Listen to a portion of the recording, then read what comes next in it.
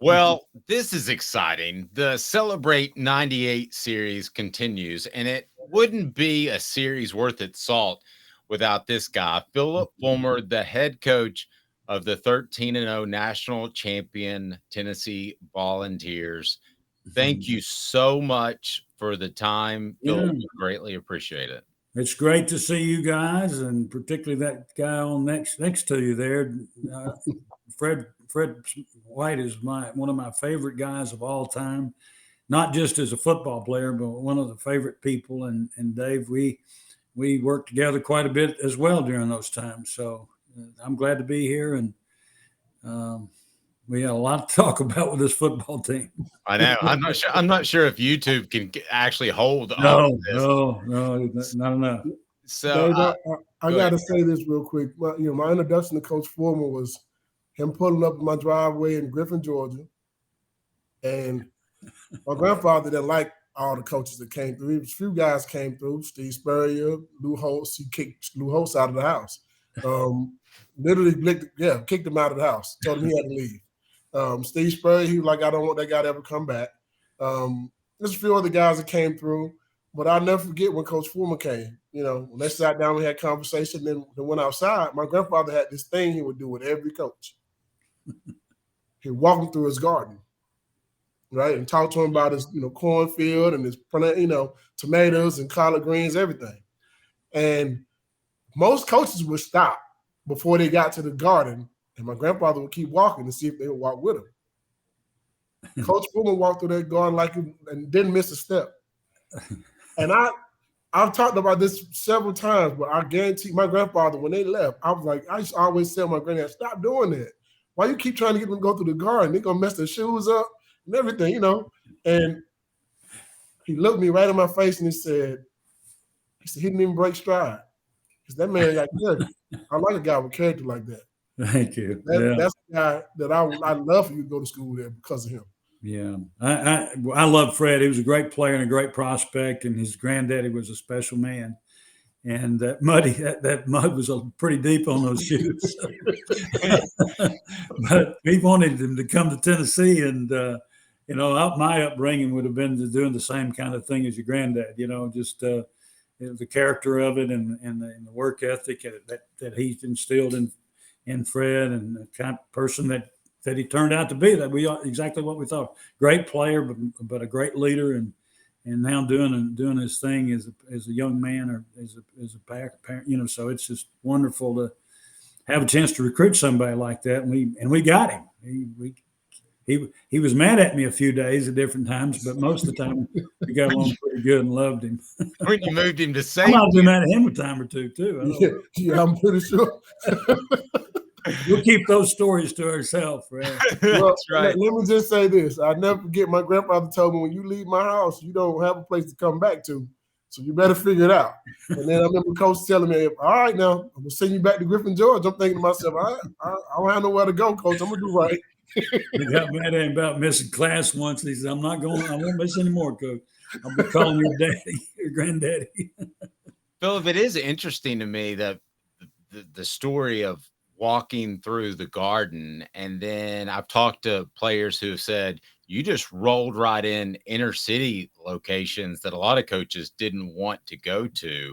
What was it about your makeup that made you comfortable in such different environments, recruiting wise? Yeah, I think it was. I was raised good, by great parents, and I loved coaching. I love seeing young people have a chance to do well, and it sounds maybe silly to some people, but it's exactly where I came from. My parents, the little cocoon that we were in, and then to get a chance to go to Tennessee and basically change my life, change my family's life, my children's life now. I wanted to do the same thing for our young people that we were able to recruit. And most cases it worked out.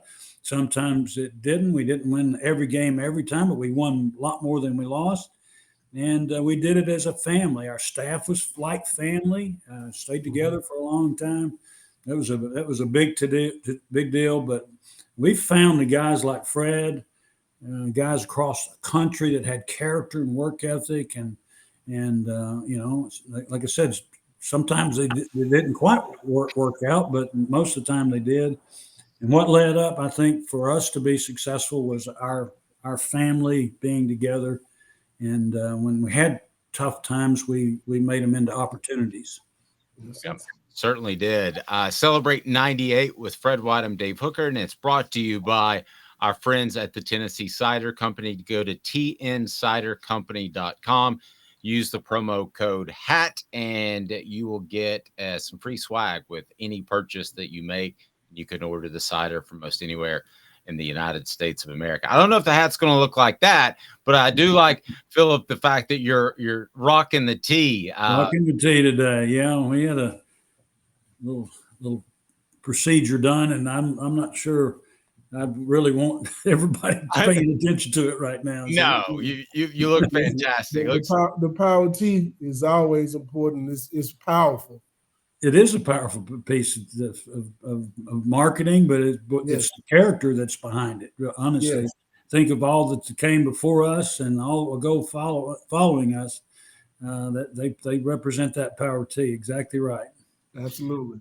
We're going to dive into a ton of stories, and so excited. But Fred, if you can just kind of start us out with a meeting that began when Phillip didn't say maybe win the national championship, maybe win the SEC, maybe win the SEC East.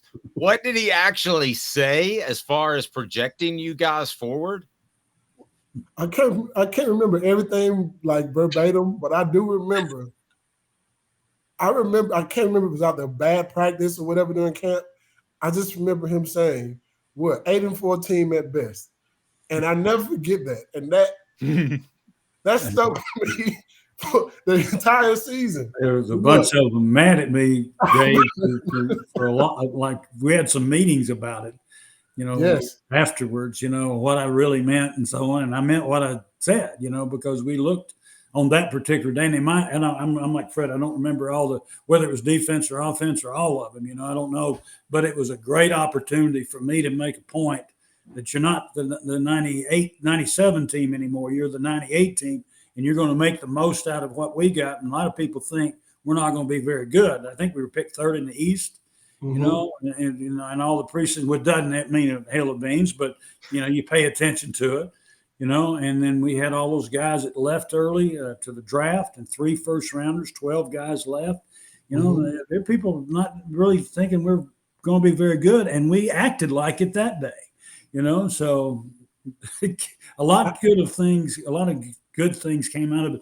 And at the end, if we were 8-4, it was like the worst thing in the world. I mean, sometimes you'd hope to get to 8-4, but not these teams. So this was an era that was, it was the best era in Tennessee football modern history in the 45 or 50 game stretch. So what a great group of kids, and Fred was right in the middle of them, mad as heck at me. Man, I don't know if you remember this, Coach, but the next practice we had, it was a big brawl, offense versus defense. And we went at it. It started during Tennessee drill. It was Chad Clifton and Sean Ellis, and then it was a brawl. Oh, I remember that.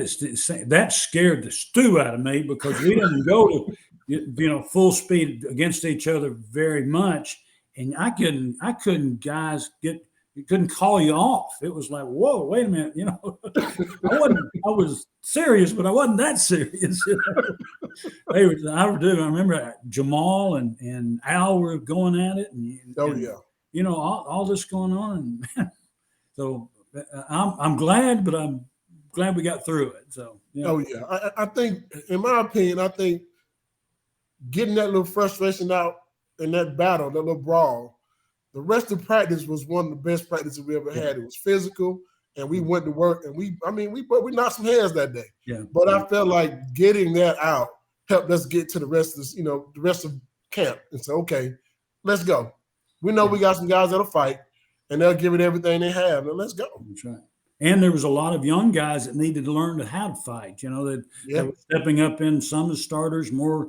As backups that we needed to get into the fray during the season, paid great dividends for us as well. So you have those moments, those plays that you remember, the moments that somebody does something great that you've been waiting for, to make a play on each side of the ball, and you can count those moments up to the start of the season as to what you're really going to look like when everything is full speed. Be sure and click like and subscribe for more of the Celebrate 98 series. We were talking to Spencer Riley about that brawl, that fight at practice. And I think that he said, or at least implied, it really helped the offense to get some fight in them, because headed into that season, you guys were defensively loaded. They were wearing the offense out every day. I mean, it was like one of the reasons that I said that about it being 8-4. Defensively, going to win all 8 of them. We're going to try to get 1 or 2 somewhere else. No, they were a lot of kids, that as I said, that hadn't started a lot or hadn't played a whole lot. The leadership of the offensive team itself had to grow, and Tien doing a great job as the quarterback, but he couldn't do it all by himself.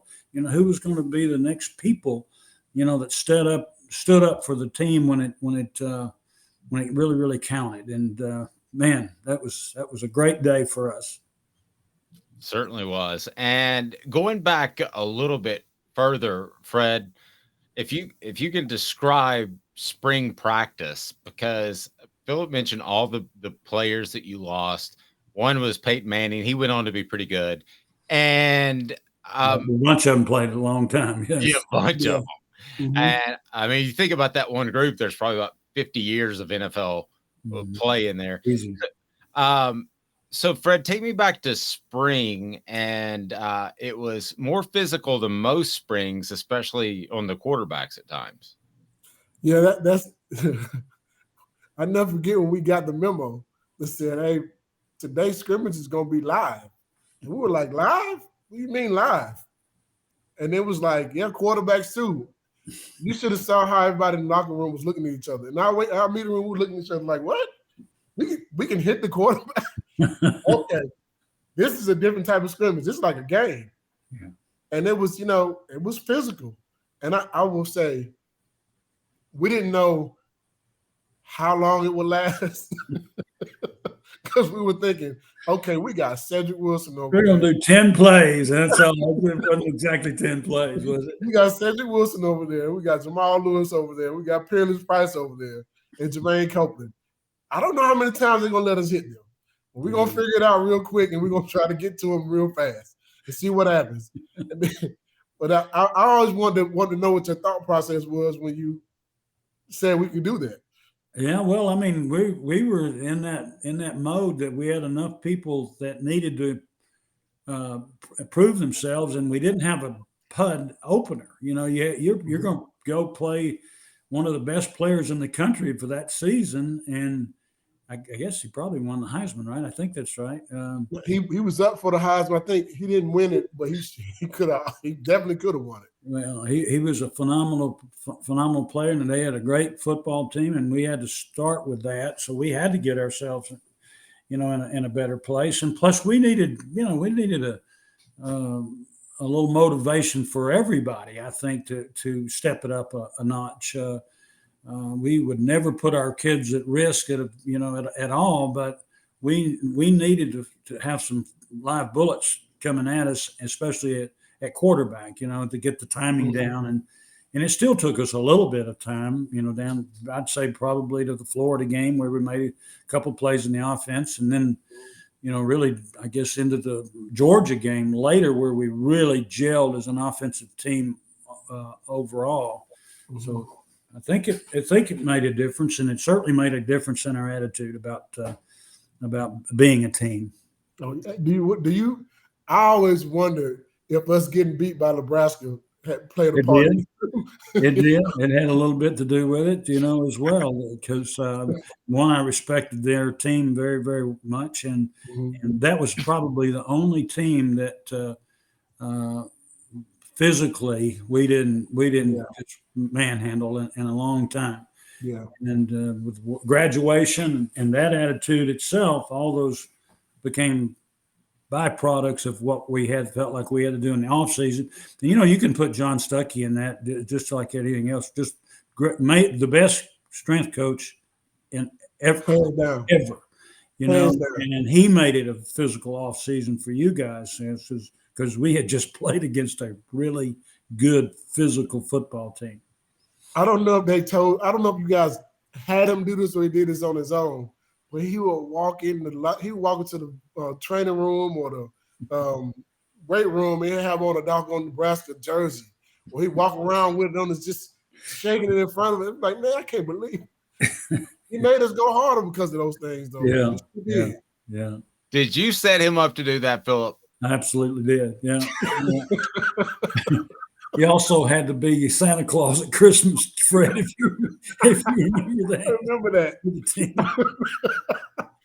John was one of my best friends ever. We lived together at a first job at Wichita State for 5 years, and then my first hire at Tennessee was John Stuckey as strength coach. And Fred could tell you, he's an unbelievable person and everything, father and husband and all those kind of things, but golly, he could get you ready to play, and he was just subtle enough to be able to do it sometimes emotionally too. Yeah, I love everything Coach Stuckey brought to the table. Yeah. He's man, I don't know if I'm still in school without some of the names with naming it. Coach Stuckey was paramount in me getting my. I remember him telling me, if you run one more time after practice because you missed class, I'm gonna add some weights to that sled.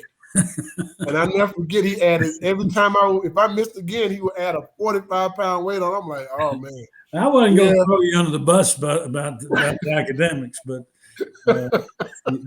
thank goodness you did so well. Definitely got his degree.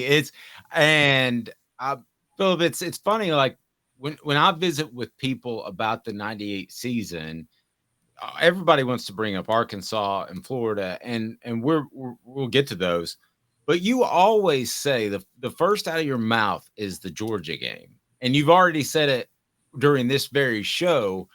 And that's where did it kind of sink in that, hey, this football team can be pretty good? Well, we'd already shown that we could be pretty good, with just the schedule that we had played to that point. But at that time,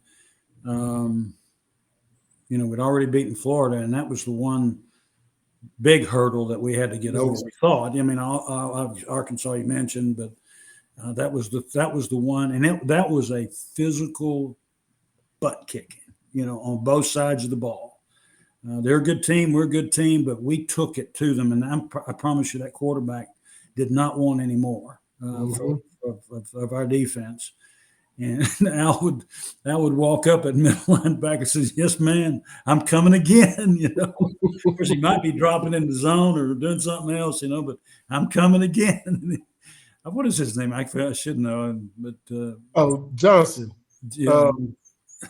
What was his name? I don't remember, but he Jesse Palmer and Johnson. Yeah, he didn't want any more. And same thing with our offense. Like, we ran the ball really well, but that was the first game that we had completely executed the passing game. And I'll never forget Cedric taking that really great corner that they had into the back of the corner of the defense and just turning him around. As they say, break his ankles. He'd go and ran a little out, perfect throw by T.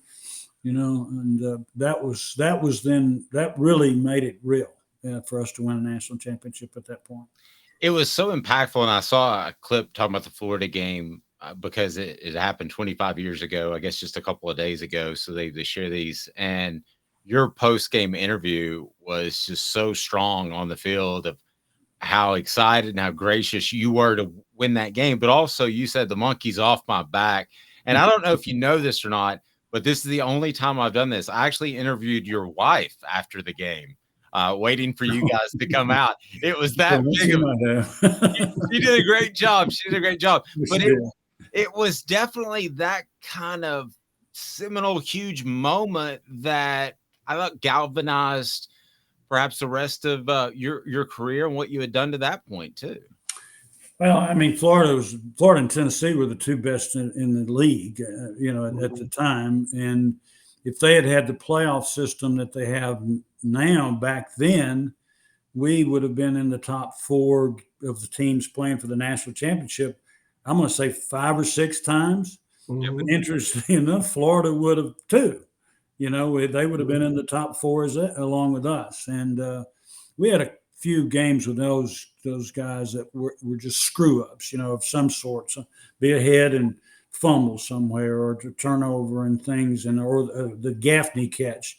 People don't really talk about it much, but it cost us an SEC championship, a chance to play for the SEC championship later on. So that was and it wasn't a psyche thing. It was just that we just didn't play our best all the time.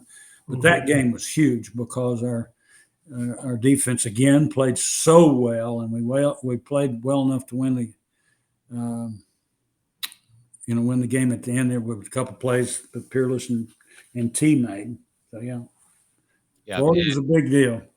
Yeah, it was a monster deal. Fred, what do you remember about everybody charging the sidelines in the post game? What do you remember about some of those locker room moments? Till after the Florida game? Yes.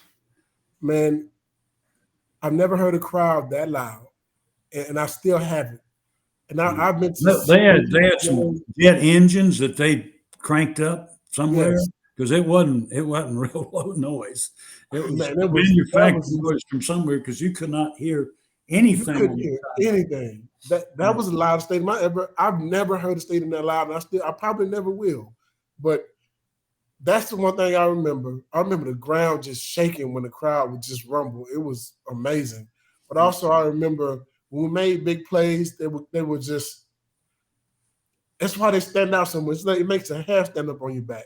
And it's the locker room was so much fun because I never got a chance to sing our song with Florida name in it. You know what I mean? We didn't. Nobody came in. Right? You can practice that. How about we'll practice that for Saturday night or Friday night? Friday night, huh? In our deal. Yes.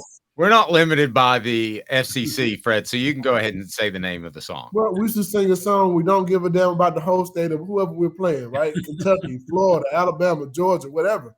And we're from Tennessee. That was our song. And I remember singing that one extra loud because it was, you got to remind, coming up from Georgia, Florida has always been a rival to Georgia when it comes to like high school sports and all those type of things. I played football against them and basketball against them and ran track against those guys down in Florida. And our high school all-star game was Florida, Georgia. So I grew up not liking the Florida guys anyway. And they talk too much. I know I talk a lot of trash, but doggone it, they talk way more than me. You would never talk trash, Fred. No, surely not. Fred, who before the internet would look up and find out your girlfriend's name. That was my job, Coach. I don't know if you know that, but that was one of the things I did on the team. I always had friends at other schools, so I would find out who the quarterback, running back, receiver, who the top players were. I'd find out who their girlfriends were. Oh boy! And if I couldn't find out the girlfriend, I'd find out what their kids' names were. If they had kids or if their parents, I need to find something out about them to use in the football game. So I would give everybody that cheat sheet in the defensive back room. I could see you being the leader of all that. Absolutely. Yeah. So Phillip, you guys roll through. I always say roll through because there were a couple of tight games. The Florida game went to overtime. You win that. You beat a very good Syracuse team that was 17th in the nation. Handle Houston and beat Auburn. But then Jamal Lewis, who has turned out to be one of the only, I think, 8 men to rush for 2,000 yards in an NFL season, goes out with an injury. When you look back, how did you manage that? Because that could have been a derailment right there. Yeah, we talked about it a little bit earlier. One of the things that we made a priority all the time of all of our games, teams that we could, was to build depth. And you know, one of the things that as a running back, we sold as a staff, and me particularly, when I'm visiting to them, is how many hits do you really think you have in you, and you want to use them all up in college? You know, we want you to be able to be a first rounder and play a long time, but you can't do that if you're carrying it 35, 40 times a game like some people would do. So you look at our history, going all the way back to Little Man Stewart and Aaron Hayden and that group, and all the way through Jay Graham. And I mean, Jay Graham was 14, playing a little bit, as a youngster, and then became all that he became. And then so Jamal and Travis Henry and Travis Stevens, they were important. All played a lot, but Jamal was special, with football in his hand, as all of those kids did in different ways. But when we lost him, it was a big loss, but we had guys ready to step up and play at other positions too. Mm-hmm. But particularly, I mean, what those two youngsters did and stayed healthy for the rest of the season, and the plays that they made were incredible. Travis Stevens and Travis Henry both, end up NFL guys too. So Jamal was the 6th pick, I think, of the draft that year, and phenomenal group of kids. Yeah, Fred, I want to tee you up for something here in a second, and that is something that Phillip referenced is making sure the guys were available for the NFL and they hadn't used themselves up. And then we've talked so much about the bonding throughout the series. I do want to get your take on just the culture, which is a term that's overused now, I think. But you guys had such a fantastic culture. 30 seconds, tell you about Tennessee Cider Company, and we'll be right back with Phillip Fulmer and Celebrate 98. These mountains hold and defend a spirit far better than moonshine. A drink that holds flavor that becomes necessity. A hard cider made and relished by folk who are as hearty as they are legend. A refreshment that can only be found in one place, with a taste that makes you say, give me 3 bottles of the good stuff. Tennessee Cider Company, where necessity can be found. So, Fred, what was it about that time that made that culture so special? You guys are still like brothers today. Man, I'm attested to the guys that came. When I came in 1995, that group of guys was so senior-led, and they kind of set the stage. When you were a freshman, you couldn't say a lot or do a lot. It was basically like you don't have enough hours to say anything yet. You basically meaning do something first. Then we'll listen to what you got to say. We kind of gave a hierarchy. Guys like Joey Ken and Tyrone Hines and Bubba Miller and Leslie Ratliff, Jason Lehman, all those guys, they kind of set the tone for what our team was like. And you had to follow the rules of the locker room. And then you had to follow the rules of the coaches as well. But that locker room culture changed a lot, but it came from the top down. Those guys were taught to be leaders from the beginning when they got here, and they passed that down to us. And every last guy, when they would leave as a senior, they would walk to, like Tony Noel, I'll never forget him telling me, I'm leaving this position in a better spot than what I got it when I came. You better do the same thing for the next guy. So my job was to teach everybody that was behind me. And I felt like every guy on our team had that responsibility, regardless of what position you played. The seniors gave you that responsibility before they left. And when they left, it was your job to carry it on. And I think that kind of helped with our culture in our locker room. But our coaches also let us have that ability to be able to do that stuff where we can police ourselves. And we did a pretty good job of it. Now, sometimes they had to come in and take over some of those things. But for the most part, they gave us the ability to be able to police ourselves, and we did a good job of it. Well, I always talk about how if I made a mistake as a young guy on the football field, the older guy would get to me before a coach would. And by the time the coach got to me, I've heard the same thing 3 or 4 times before he even said a word to me. So that plays a lot into your culture, and also off the football field. If an older guy tells you to go home or no, do something, you just simply don't do it. And the guys who didn't do those things didn't last at UT long. Phillip, how much of that was, you mentioned recruiting character, and everybody wants the 5-star super guy and don't really care sometimes what he does off the field. But you had a group of high character guys. I would think that leadership actually started in recruiting. Is that safe to say? No, you tried to. I mean, sometimes you get fooled, and nobody's going to be perfect, or even sometimes you take a chance for a kid because you think he's worth it from a standpoint of character, or or his coach thinks knows more about him, than maybe others, and you've done your research. I can tell you, there's a lot of kids that made it because we stuck with them too, at times. Fred, I'm sure remembers this because it happened to him. I know he and I had this conversation and others. I always felt like, and this was part of what we made important with the staff, and then me leading kind of the charge of it is, it's important to have your best players be your best examples, best practice players, best leader on the team. You're the best fundamental guy. We didn't coddle our upperclassmen. We wanted them to be the leaders of the defense and the offense and of their position groups by being the best example. Because that freshman who just got here, probably, he's still got the all ESPN head, thinks he's God's gift of football in the world, maybe. But he sees me coaching Fred White hard, or Sean Ellis hard, or Al Wilson hard, or Al Wilson being the right example, or whoever it is, of that youngster, and he can conclude pretty quickly, golly, I want to be good too.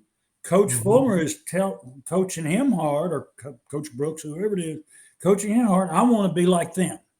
You set the groundwork there early on. Occasionally don't make it, but most of the time they do. And that's true. I truly believe that being coached like that make those young guys understand, hey, man, no question, you can't come in here and just be handed nothing. No, you're going to come out here and work. And on the defensive side of the ball, I know we were like this because Al would do it in a heartbeat. Coach, get him off the field. He's not ready yet. I've done it. It's okay. Get your butt over here.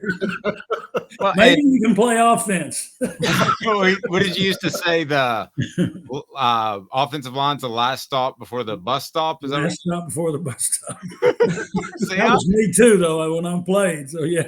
So I was listening back then. And I look at one game specifically, the Arkansas game, Phillip. And if you don't have that sort of bond, and Jeff Coleman said, I can't go right now. So that opened the door for Billy Ratliff to come in, who made one of the most famous plays of all time in SEC college football history. How important that bond and that unity is for moments like that. I mean, does that happen if not for that? That doesn't happen. It doesn't happen. It happens because it's willed to happen. And I'm standing there right with him when T's coming off the huddle, off the sideline, and he's kind of starting to pull his shirts up to unbuckle his pads because it looked like it was over with. And Billy says, "Hey, get your pads and helmet and let's go. We're gonna get the ball back." And one of the greatest plays in our history that people don't maybe pay. They think the fumble and bumble, all that stuff. It was the hitting that All-American guard, knocking him back into the quarterback is really what made it happen. Yeah, that caused it. Yeah, it caused it, and it was, he willed it to happen. And we shouldn't have gotten ourselves in that predicament anyway, because we were the better team. But on that particular day, we weren't being the better team, but we got it done because of that. And people don't want to really give the team enough credit, because we took it 66 yards in 4 minutes without throwing a pass, and ran the clock out and everything else. So everybody deserves a piece of that. But Billy Ratliff making that play will go down the history of one of our greatest plays. You know what I remember about that day, and Coach, man, defensively, all season we have been playing very well. Yeah. But defensively, that game, we gave up 21 points in the first half. I will never forget that. I remember that. We gave up 21 points in the first half, and it was like, man, we didn't know what was happening to us at that time. But we regrouped, and we only gave up 3 points in the second half, and our offense got it rolling and got us back in the game. Yep. And that punt should have been that kicked out of the back of the end zone. Nobody wants to talk about that. We should have had the ball at the 1. Yeah. And the officials screwed that up, so that would have been a little bit different. But as it turned out, it couldn't have been any better, as if like a movie, at the end, we got what we wanted to get done. So, we didn't play as passionately as we normally do on either side of the ball, to be honest with you, until the end. Yeah. Well, it worked, and it had to be a proud moment for you being a former offensive line coach, the way you guys finished that drive, because you guys weren't putting it in the air. Yeah. I hardly ever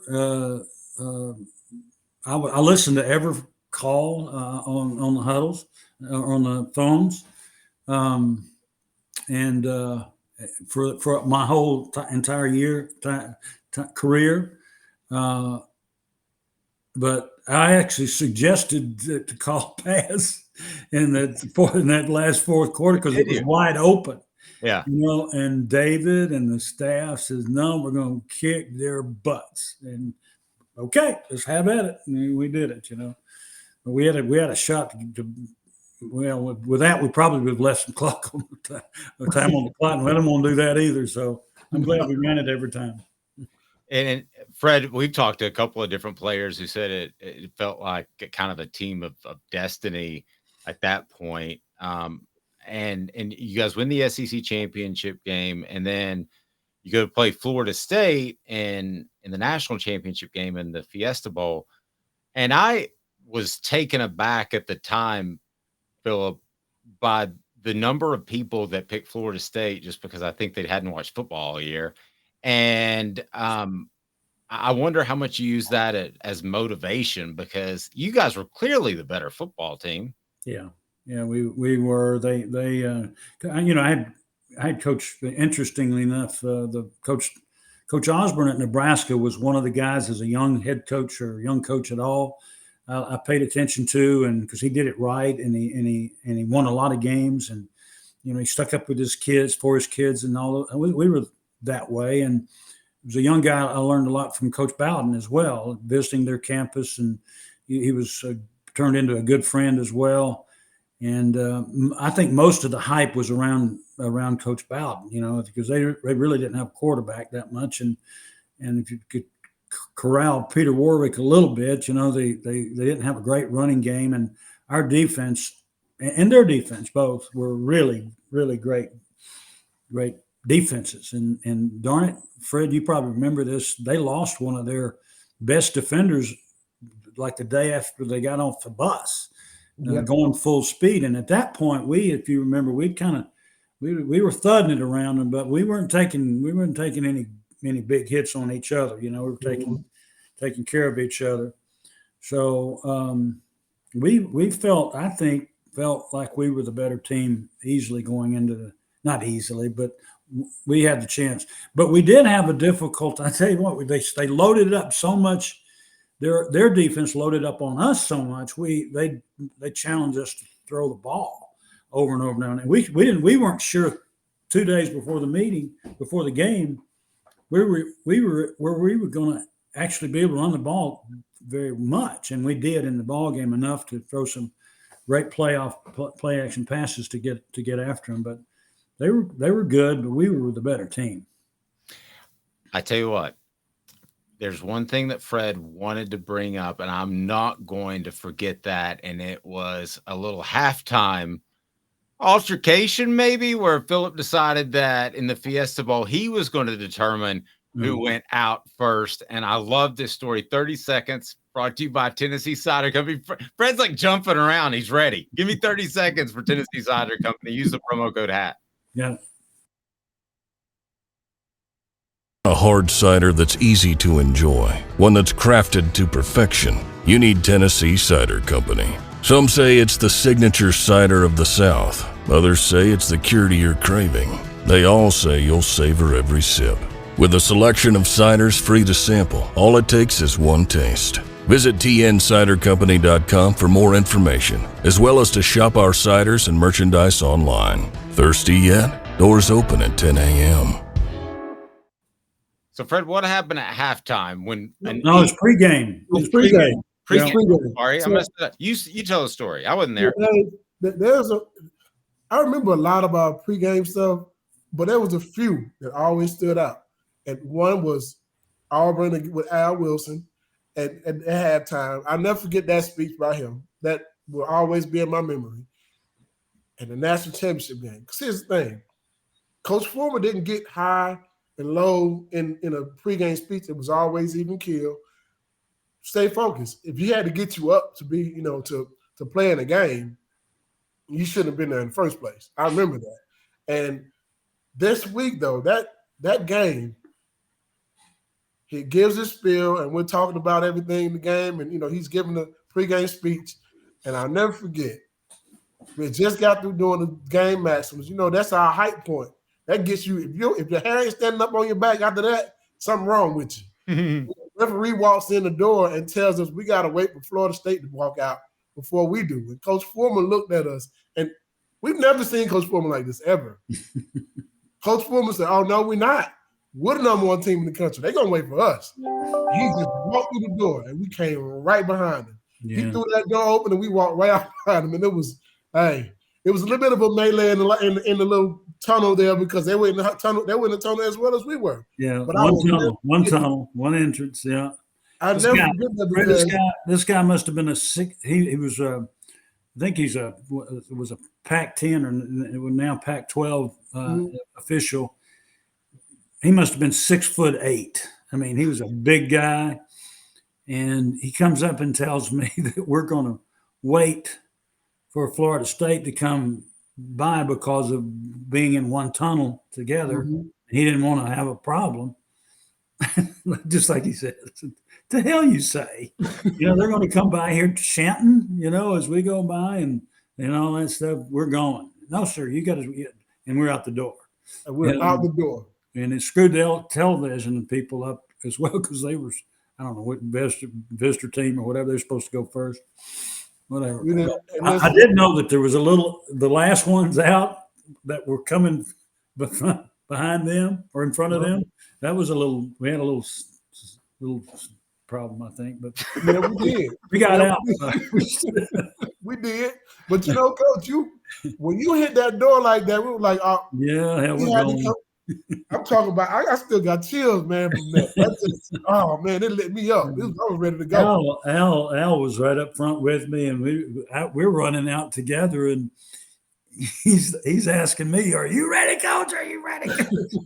Hell yeah, I'm ready. You ready?